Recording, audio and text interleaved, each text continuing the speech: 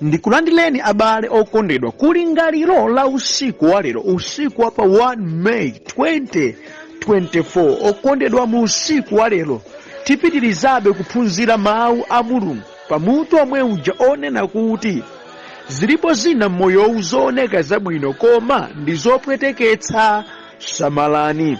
Ndipo mu usiku wa lero ndi phunziro namba 8 limene likuchokera pa 2 Mafumu 17 kuyambira ndime namba 7 mpaka ndime ya namba 20. Mawu a Mulungu mchichewa cha lero akuti zonsezi zinachitika chifukwa Aisraeli anachimwira Yehova Mulungu wawo amene anawatulutsa m'dziko la Igupto pansi pa ulamuliro wa Farao mfumu ya Igupto. Iwo ankapembedza milungu ina ndiponso ankatsatira miyambo ya anthu a mitundu imene Yehova anayichotsa pamene iwo ankafika m'dzikomo, pamodzinso ndi miyambo yonse imene mafumu a Israeli anayambitsa. Ndipo Aisraeli ankachita zoyipa mwamseri kutsutsana ndi Yehova Mulungu wawo, kuchokera ku nsanja ya alonda mpaka na ku mzinda wotetezedwa. Mizinda yawo yonse anamangamo malo opembedzeramo mafano. Anayimika miyala ya chipembedzo ndi mitengo ya mafano a Asera pa phiri lililonse lalitali ndi pansi pa mtengo uliwonse wa masamba ambiri. Pamalo aliwonse opembedzera mafano anthuwo ankafukiza lubani monga momwe ankachitira anthu a mitundu imene Yehova anayichotsa pamene iwo ankafika. Iwo anachita zinthu zoyipa zomwe zinaputa mkwiyo wa Yehova, ndipo iwo ankapembedza mafano ngakhale Yehova ananena kuti musadzachite zimenezi. Yehova anachenjeza Israeli ndi Yuda kudzera mwa aneneri ake onse ndi alosi kuti lekani mchitidwe wanu woyipawo, mverani malamulo anga ndi malangizo anga potsatira zonse zolembedwa m'malamulo a Mose zimene ndinalamulira makolo anu kuti azimvere kudzera mwa aneneri atumiki anga. Koma anthuwo sanamvere ndipo anawumitsa khosi ngati momwe analili makolo awo amene sanadalire Yehova Mulungu wawo. Anakana malangizo ake ndi pangano anachita ndi makolo awo ndipo ananyoza zochenjeza za Yehova. Iwo anatsatira mafano achabechabe nasanduka achabechabe. Anthuwa anatsanzira mitundu ya anthu owazungulira ngakhale kuti Yehova anawalamula kuti musamachite zomwe iwo amachita, koma iwo anachita zomwe Yehova anawaletsa. Iwo anasiya malamulo awo onse a Yehova Mulungu wawo nadzipangira mafano awiri osungunula ana ng'ombe ndiponso fano la Asera, napembedza zonse zamlengalenga ndi kutumikira Baala. Ndipo anadutsitsa moto ana awo aamuna ndi akazi. Iwo ankaombeza maula nachitanso zanyanga, ndipo anadzipereka kuchita zoyipa pamaso pa Yehova namukwiyitsa. Choncho Yehova anakwiya nawo kwambiri Aisraeli ndipo anawachotsa pamaso pake. Panalibe amene anatsala kupatula fuko la Yuda lokha. Yuda nayenso sanasunge malamulo a Yehova Mulungu wawo. Iwo ankatsatira machitidwe amene Aisraeli anayambitsa. Motero Yehova anakana Aisraeli onse. Iye anawazunza nawapereka m'manja mwa anthu ofunkha mpaka iye atawachotseratu pamaso pake. Ameni. Okondera mwa mawu a Mulungu amene tawerengawa titsogozedwa ndi kulingalira konena kuti masautso ena amene anthu amalowamo n'chifukwa chosamvera mawu a Mulungu, kulimbana ndi zikhazikitso za Mulungu. Abale okondedwa, tinenetse pano kuti si onse amene akudutsa mikwingwirima kuti idawapeza mikwingwirimayo kamba ka nkhanza za anthu ena ayi. Ena amene panopa akufika pomvetsa chisoni zawo sizikuyenda, moyo wawo ukukulukutika, akudutsa mzimenezo chifukwa vuto ndiwo adayambana ndi chauta. Sadamvere Mulungu, moti amene akuwadutsitsa mzipsinjozi nchauta. Mulungu ali kuvomera Mulungu ndi amene akuwalanga kamba kamachidwe awo. Ndipo ndinene sikuti tizingowapempherera anthu kuti ayokotedwa buboleza ayi zikuthandiza amene amathandiza anthu kuti zayendere Mulungu. Nawo munthu akayambana ndi Mulunguyo zake ziyende motani? Kamundimvetsa ka si wonse amene akudutsa m'mikwingwirima kuti basi njerekeza kungowapanga ataki ayi. Ena alipo amene iwowo akulangidwa ndi Mulungu malingana ndi machitachita awo, ndi amwano adalekana mchauta, adasiya malamulo ake, ndipo akutsata ndi kupembedza zinthu zina osati zimene Mulungu adakhazikitsa. Yehova sadzakondwera pa chimenechi ayi. Kamundimva kondedwa, pamene kuli koyenera kuwamvera chisoni iwo amene akusautsika m'njira zina, nkofunikanso kufufuza kuti adapezekamo bwanji m'matsoka amenewo. Ichi nchofunika kwambiri zedi, popeza si wonse amene ali kusautsika kamba kuti mjerekeza kuwapanga atake panani nkhala za anthu ena, koma kuti wena alipo amene adayambana mchauta. Kunafunika kumafufuza awo adapezeka bwanji mu izi, akhozokhala yani amene akuwachita zimenezi. Ine ndidapezeka bwanji mu izizi kuti nkafika pa level yotere, ndapezekapo bwanji ne? Ndipo kufufuza kotere kumafunika kuti munthu we ukhale so honest, usadzibakire mwa njira ina iliyonse, uvomereze moyo mmene moyo woulili, pamenepo pamene ukhozopeza mayankho. Iyi ndi abale wanga, nkofunika kumamvera anthu chisoni amene akudutsa m'mikwingwirima yochuluka, koma kuti anthu afike pothandizika bwino mpamene tadziwanso kuti adapezekamo bwanji mzimene akudutsamonso, mpamene tadziwa chenicheni chakuti akuwachita izi ndi ndani, kuti kuwapempherera kwake kukhale kodziwika ndi kolunjika, komanso kuwathandiza kwake kukhale ndi phindu. Tikamaona anthu masiku ano mwina akukumana ndi tsoka after tsoka, timangonena kuti ayi munthu uyi njerekeza akulimbana naye. Koma nyengo zinanso amakhala chauta ndithu kuti adakhumudwa naye, ndipo kudutsa mzingwingwirimazi ndi mawu akumuwuza kuti njira wadutsayo yopweteka ndipo ine sindikondwera nayo, ngati ungathe bwerera. Ndimanika pena anthu zina atu zopweteka zimene anthu pamakhala tudutsamo, kumakhala kuti Yehova akutiyankhula, iwe ukupita kutchire, iwe sukumva. Izizi zikhale alamu yogunda mmutu mwako kuti kapena mwina ukhoza kutsegula maso nkuona za zimene ukuchita, kuti kapena mwina ukhoza kubwereranso m'manja mwa Ambuye.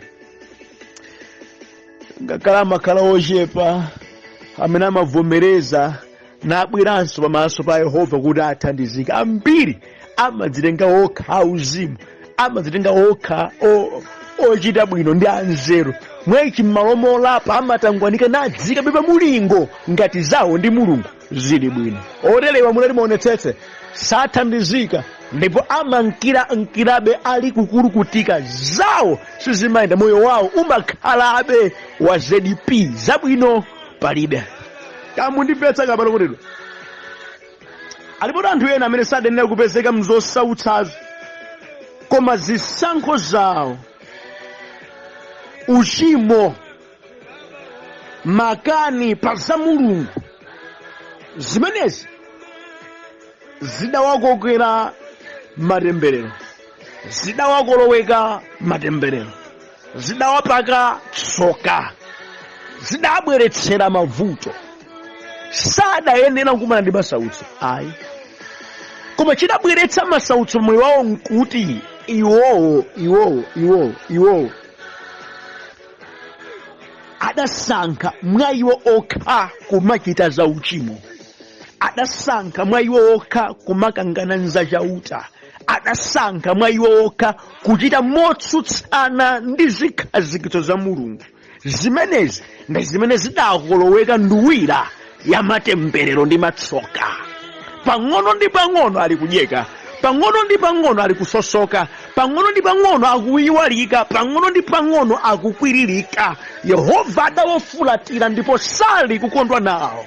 Ndiwo khawo oleza mtima, ndiwo khawo amene angadzigugule pachifuwa nanena Ambuye ndapeza moyo wanga suli bwino, ndibwereranso pamaso panu mundithandize. Awoterewa namene angathandike, but otherwise zimankirankirabe zikupweteka moyo. Bale ndimati ndinene pano mosapyatira, kulapa ndiyo njira yokhayo yakukonzanso ubale ndi Mulungu kuti madalitso abwerenso. Simungawapeze madalitso mukadakumirirabe malingaliro anu auchimo, mukadatsatabe zanu zosalungama, mukadadzibakirabe mmoyo wanu wachabe, sizingatheka. Madalitso pa munthu amene adasemphana ndi chauta amabweranso munthuyo akalapa. Ndikudziwa alipo alelika ambiri amene amatha kungopanga promise anthu zochuluka, mulemera, zikwendelani, moti, koma yeti anthu amene akuwalonjezawo adasemphana ndi Mulungu. Yeti anthu amene akuwalonjezawo ndi anthu amene akutumikira mdierekezi, ali mu uchimo wakhatika, machimo awo ngochuluka, ndipo ndi anthu amene ali pansi pa temberero. Zitheke bwanji nanga kulandira madalitso a Mulungu yeti iwe uli pansi pa matemberero? Nkosatheka. Chimene chingakubwezeretso mu ubale ndi Mulungu kuti madalitso afikire mpamene walapa mtima, wayanjananso ndi Mulungu, waleka uchimo nadzipereka kwa Khristu Yesu, ndi amvera za Iye, nachita sapoti zake za Yehova. Kupanda kutero siziyenda. Kupanda kuchita ichi palibe chingatheke. Kupanda kukhala muizizi ayi moyo suyenda abale kunepa. Sizichitika bwino, ayi sizitheka. Kunafunika kuti ubwerere pamaso pa Mulungu. Ambuye adzikita nawe. Munthu wodala ndi amene ali kudziwa kuti ali wake wa Khristu, ali wake wa Mulungu, popeza kuti Khristu adafera zoyipa zake namuwombola pa mtanda. Afikiso pa mulingo woti adapulumutsidwa, adakhululukidwa machimo. Lemba kuti wodala munthuyo wokhululukidwa machimo chokwidwa choyipa chake, afike pa mulingo umenewo, akhale opanda banga kwa Yehova. Ndikuti Yehova akamadalitsa azidalitsa mwana wake. Koma kupanda kutero adzayendabe mu mkwiyo wa Ambuye, ndipo sikudzayenera. Mawu a Mulungu okondedwa amene tawerengawa, ana a Israeli akukapezeka kuti akukapita ku ukapolo. Chifukwa chiyani? Asankha kuti zimene Mulungu adanena kuti iwo asamachite pokhazikika mu Kanaani, iwo adamba kuzichita. Adamba kuzichita. Mulungu adaletsa zakupembedza mafano, iwo adamba kupembedza mafano. Mulungu adayika zikezo zake azitsatire, adamba kukana zimenezi. Mulungu mpana kuti aneneri wake ukadzudzula Yobe ukulabe mtima uchita makani mwano. Mpaka tu Yehova adafika pokwiya nawo nawalanga, kuwachotsa mdziko limene kuti mawu ake akwanitsika kuti mukadzamvera ine mdziko limene ndikupatsani mudzachulukana ndi kukhalamo, koma mukadzapanda kundimvera ndidzakuthotholani mmenemo. Adakwanitsa malemba amenewa pa moyo wawo. Pamene anthu amazichita zimenezi sadaone mathelo ake kuti adzachotsedwa pamaso pa Mulungu, ndipo adzachotsedwa mzira akapita ku ukapolo. Zimene akuchitazo zikawafikitsa mu ukapolo, adakati aone zowawa zili patsogolo, mbamba mtheradi akadakwanitsa kuzipewa zili. Koma chifukwa choti sadaone zimene zikudza kutsogolo, adakakamirabe moyo wa uchimo umene udawatengera matemberero. Ndimvetsani mama amene watipusamo zinthu zingapo zoyambirira. Ndi chidule moyo wa chizolowezi kukuyambanitsa ndi Mulungu. Ndi chidule kutengera zinthu mwa chizolowezi kufika pojaira za Ambuyezi. Ndi chidule kuti mantha achoke pa za Ambuye. Chifukwa udazole alipo anthu ambiri okuna masiku ano amene adafika pozolowera. Adafika pozolowera nazo za Mulunguzi moti alibe mantha, amachimwa mwasimati, amayankhula za mwano, anthu amene amanyoza za Mulungu, anthu amene salabadiranso za Yehova, anthu amene zopempherazi amazitengera monga mwa mutu mwawo osati zimene Mulungu adakhazikitsa nkunena m'mawu ake. Alipo ambiri ochita zimenezi. So mwaichi popeza adafika pozitenga ngati za munthu nazijaira, abale ndi chidule kuyambana naye chauta, ndipo ziuchitika. Ana a Israeli awa akunedwa kuti akafike pa mulingo nena kuti apange abandoni zimene Mulungu adakhazikitsa, iwo namayamba kuziyambitsa zawo zina nkumatengera za mitundu ina, nkuti adafika pozolowera za Ambuyezi, kuyiwala za Mulungu amene adachotsa kwa Igupto nawapulumutsa uja. Mulungu opsa kumuyiwala chifukwa choti adafika ngati amujaira ati popeza ife ndife mtundu osankhika, ife ndife Aisraeli, therefore we are free to do anything at any time. Ena alipo chawayiwalitsa m'maudindo, chawayiwalitsa nkutsuka, chawayiwalitsa nkudziwika, chawayiwalitsa nkuti apopeza mbiri amawagomera, basi afika pomajaira nkumazolowera mpaka kuyambaso zina za uchimo, zina zosemphana za mwano zolimbana nchautanso, kuyamba ndi kuphwasula zikhazikitso za Mulungu, adafika pozolowera. Onedwa tili mnthawi yavuta kwambiri zedi imene ambiri mwa anthu akubvaso uthenga wopezeka m'matchalichi adafika pozolowera moti mantha apa Mulungu adafika pochoka mkati mwawo. That's why akuchita zambiri za zimpwirikiti m'matchalichimu. That's why anthu akuchita zisokono zambiri za ziwembu m'matchalichimu. That's why anthu muli nkhondo za dzaoneni. That's why abale akuchita zopanda ndi uzimu komwe machitidwe ambiri. Chizolowezi adafika pozolowera. Amayankhula chimene angathe kuyankhula pa zokhudza za Mulungu, adafika pojaira, adazizolowera. Apanga imbless kudziwika kwawo kayambiri zakuti anthu amatamika zimenezo zabyera mizu yakuti ngakhale pa za Mulungu asamasamale kwenkweni, ayang'ane kwambiri moyo wawo. Ana a Israeli adachita zimenezi ndipo zidayambitsa moyo wachabe. Adamba kunena nazo za Mulungu ndipo kumapeto kwake adaona tsoka la dzaoneni. Pati ndikuyankhuleni abale okondedwa musiku lero, musafike pojaira mudzikumbukabe ndinolengedwa. Mawu a Mulungu chimadakamba sichisinthika. Palibe kenanso tingachite pa za Ambuye koposa kumvera ndi kugonjera basi. Kulimbana naye palibe chingachitike moyo wathu. Kulibe zidzangotitengera ife mavuto adzaoneni pa moyo wathu. Pokuzichita izi umatengedwa ngati shasha, umatengedwa ngati dolo, koma zotsatira zake nzopweteka kwambiri, zopweteka kwambiri, ndipo ndizopweteka. Ndipo ndikampena bado nkadadziwa sako za vuto, alipo ambiri amadzanong'oneza bondo kutsogolo, ndikadadziwa sindikadachita, koma amakhala ali kati muvuto. Samalani, musazolowere. Ena adafika podzipaka ife ndiye ovutawo, ife ndiye tibatere, ife ndiye timapanga izi, sitimaseweretsa izi, apa akotedwa ndi matendika mpenano. Ndi tsoka lalikulu mukulipalamula. Wena ndi amachita uchimo mchalichi momwemo, amadyesa chalichi zomwe, kubaza chalichi zomwezo. Alipo anthu ambiri amachimwa komweko, chita za nyasi zambiri komweko, chalichi komweko. Adafika pojaira alibenso ndi manthanko mu nthumazi ya mtima wawo idapyerera kalekale. Mmene amachimwira kwambiri ndi mmene amarumikiranso kwambiriso, alibe ndi manthanko komwe. Inu simutero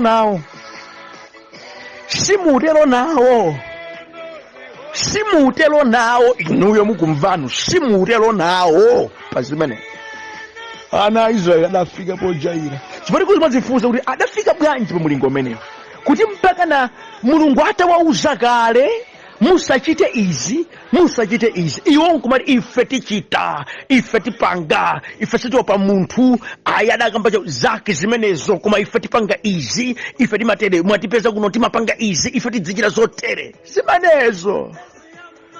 Zimenezo zidasunga tsoka la kutsogolo. Ameni. Chachiwiri ndi chabale okondedwa, kusalanga msanga kwa Mulungu kumapangitsa anthu ena kuti m'malo molapa awonjezere giya la kuchita za uchimo. Adakati awawa angozi amba izizi pomwepo Mulungu nkuwathethetsa, nkhulupirira adakaleka. Koma amati akachita ichi chatheka, achita ichi chatheka, apanga ako katheka, basi adafika mpana pokhazikitsa mtima kuti hede moyo koma ndi umenewo. Bible likuti adafika mpaka poyambitsanso zina zakachitidwe kawo ka uchimo kopembedzera mafano, nkufika pokudabira zimene amitundu amachita, zimene Mulungu adawaletsa nkumazichita. Zimatheka mpaka na mundera nalilonse kumati kuyikapo malo opembedzera milungu ina osati Mulunguyi. Zimatheka kuchimanga chimwanjecho, nkutheka ndi kuchimanga, kuchita ichi nkutheka kuchichita, chauchimocho nkumatheka ndithu. chauta osagagada mwachangu kusagagada mwachanguku koma kuperekaso mpata mbali ina yakuti kapena mwina akhoza kuzindira nkulapa koma iwo adatenga ngati mwayo zichita motsindika mwayichi adaonjeza giya yakuzija nimati musapusa abalokondedwa kuti kapena mwina pa zimene mukuchita simudaone tsoka lomsanga sikutanthauza kuti ndiye kuti ambuye ali kuzivomereza kapena ndiye kuti niwo ndiniwo special wapaderadera amene mulungu sangakugwireni untouchable sacred cows ayi likwana la 40 ngati simungalape mudzalira misonzi yambiri. Na Israeli kusalangidwa kwawo kwa msanga kwa changu changu kudabalira kamoyo konena ngati kuti zili kwayendera koma osadziwa ali kupalamula zosapalamula osadziwa chauta sali mbali yawo. Kanthu kena ndi akabwera kondedwa chauchimo china chilichonse kaya chingachepe bwanji chingakule bwanji chimabweretsa mkwiyo pamaso pake pa Mulungu. Ichi chimfundo imugwire kaya mungayankhule bwanji mungachite chani koma ngati muli mbali yolakwika mbali ya uchimo dziwani Yehova sadzakondwera nanu zosatero. Zilibe kanthu okombereni m'manja akhoza opezeka, zilibe kanthu mukhoza dzivaka za uzimu, zilibe kanthu zina za uzimu mukhoza machitachita ndithu koma ngati muli pa uchimo simudzasangalatsa Mulungu wa moyo kulibe sizidzatheka. Maso a dziko lapansi akhoza kupatsani ulemu. Tili ndi ambiri okondedwa amene ali mzisisi zonyasa koma noza mpingo amachita mainifomu a mpingo amamvala nkumayankhulanso ngati ndauzimu kwambiri zedi iwowo koma pasi pa mtima akudziwa mbwerera ndi nyasi zimene mtima yawo idasungira. Ndi aja Yesu pena kunena mawu kuti ali ngati manda opaka njereza amene amaoneka okongola kunja koma mkati mwawo mukusungidwa zowola ndi zonunkha za mpiri. Dziko silingaone, dziko likoza kulemekeza koma Yehova adzakwiya ndithu nadzakwanitsa mawu ake. Palibe munthu amene akhoza kutsutsana ndi Mulungu iye nkupambana sikudzatheka.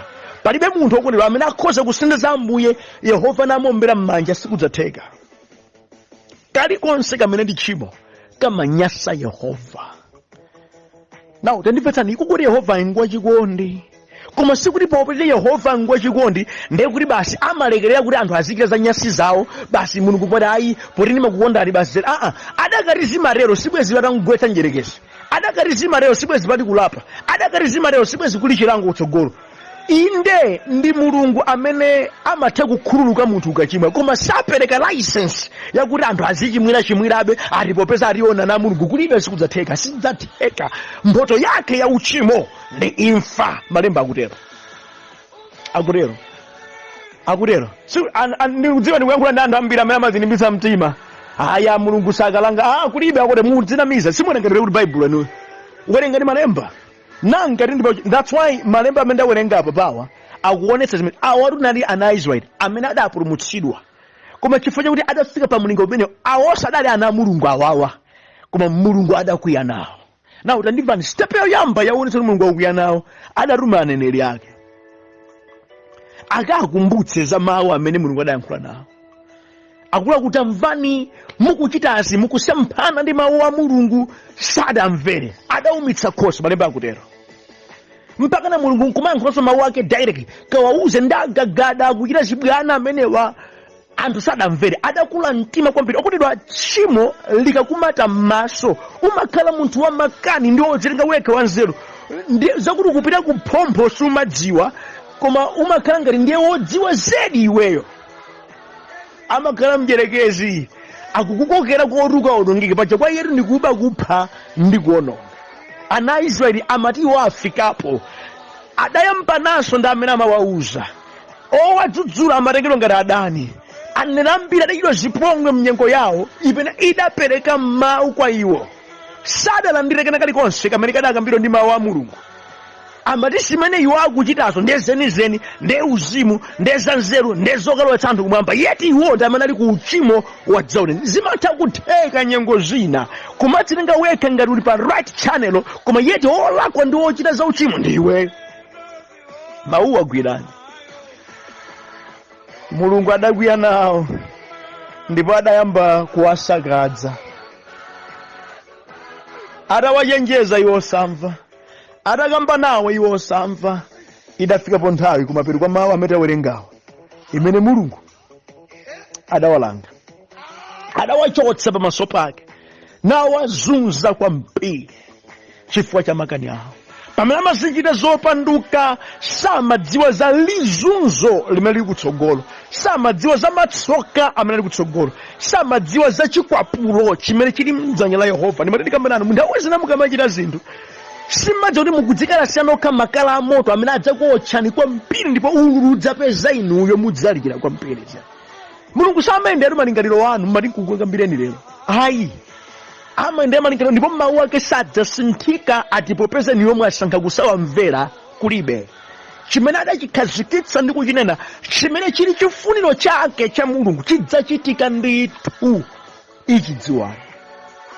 Ichidziwani kundedwa abalewa, adafika pokalangidwa ndithu. Nano Ayuda poyamba angachita ngati kuti apewa machimo, kenako nawonso agwamo. Yehova sonkukana ndi yemweyonso mpaka na Israeli yese kumchita chipongwe, kumzunza, kumlanga chifukwa sadamvere chimene Mulungu amanena.